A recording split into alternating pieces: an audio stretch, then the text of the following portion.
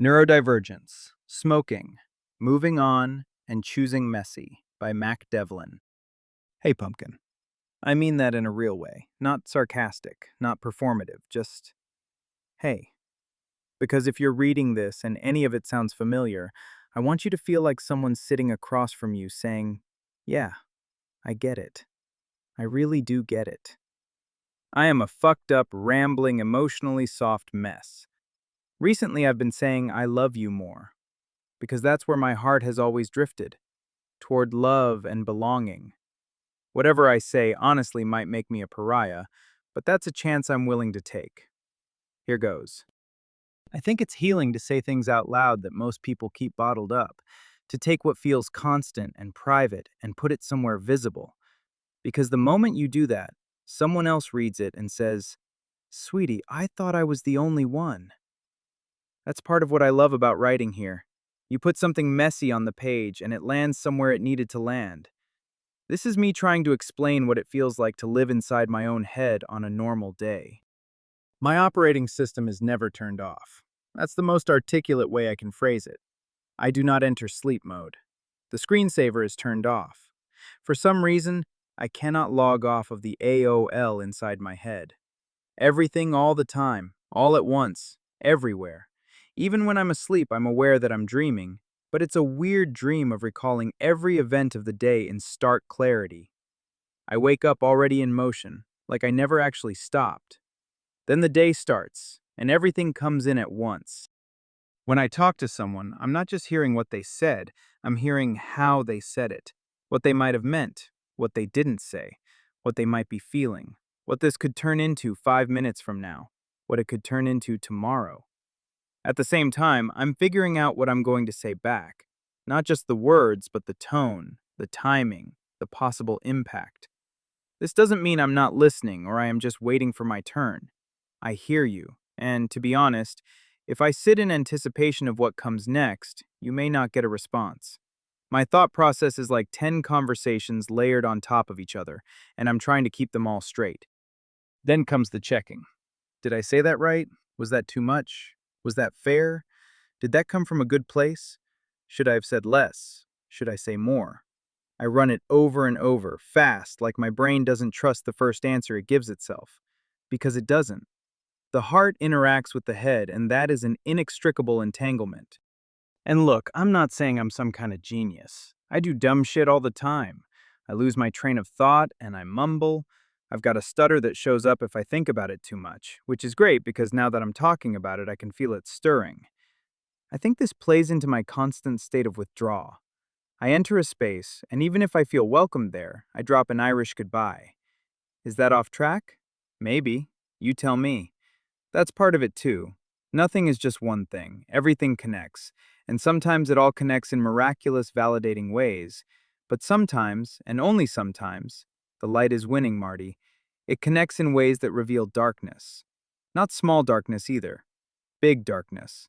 Darkness that consumes people and has them believe they are the condition of their demographic. Some of this is how I'm wired.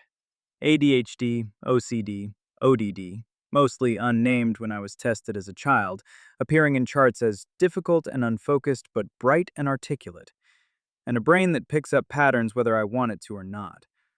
When I was a kid, they didn't really know what to do with that. I was sad a lot. I'd just collapse into tears sometimes because everything felt like too much.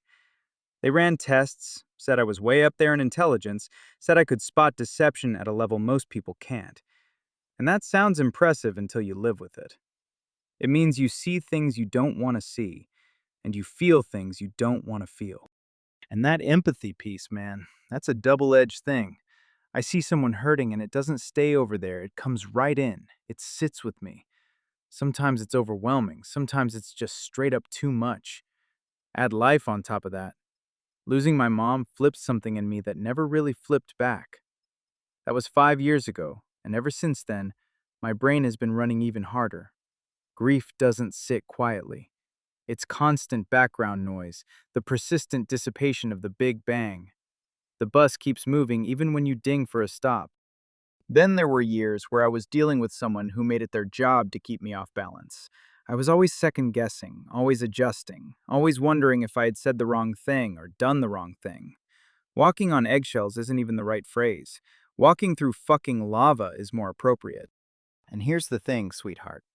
I already live with a physical disability that isolates me. That's just reality. When someone starts isolating you on top of that, when they start pulling you into triangulation, making you question yourself, pushing your boundaries, and then snapping you back with softness, you get a stacking effect.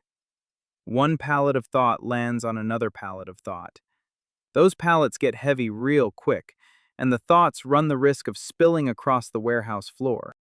There were moments where I didn't know if I had acted right, didn't know if what I said was okay. And sometimes, yeah, I didn't act right.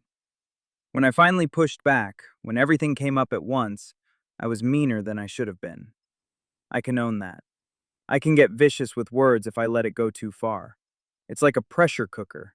When you keep everything contained, including your authentic inner self, you keep adjusting, managing, quieting, until one day it releases. It doesn't release gently. Instead, it explodes like Monterey Jack's cheddar sauce.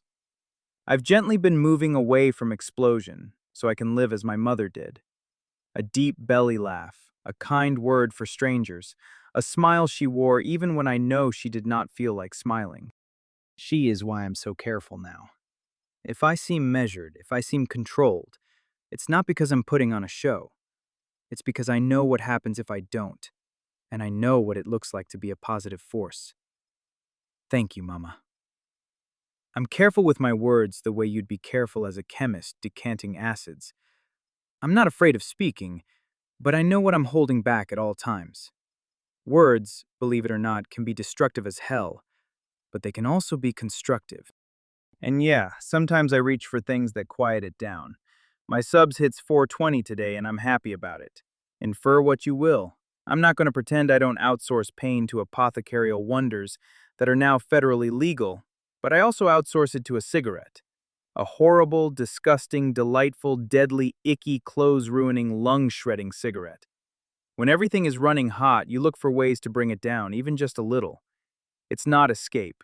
If you read lit notes in the afternoon, there is clarity that doesn't exist normally. Philosophy, comedy, pure observation all collide in some verbal menage a trois. I'm certain someone leaves unsatisfied every time. The hardest part, if I'm being honest, is the isolation piece. I've felt it my whole life in different ways. Being different, being picked on, being outside of things, carrying stuff I didn't ask for. I'm not a victim anymore. I've moved through it, and I've grown because of it. Trauma informs my personal progress, and who I am right here and right now. But I'm still angry about it. I'm still angry about being hurt, about having my differences highlighted and used as material for othering. When I see someone else being isolated or being pushed into a corner, I don't sit quietly. I can't. That part of me is not going away.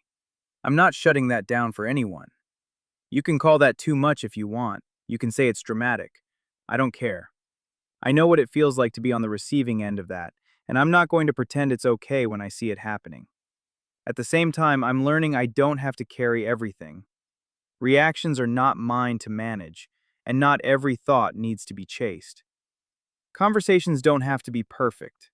They can meander. You can say the wrong thing, have it interrogated, use it to inform what you say going forward. But conversation never needs to be perfect. Sometimes I can just sit, breathe, and let things pass without analyzing or correcting.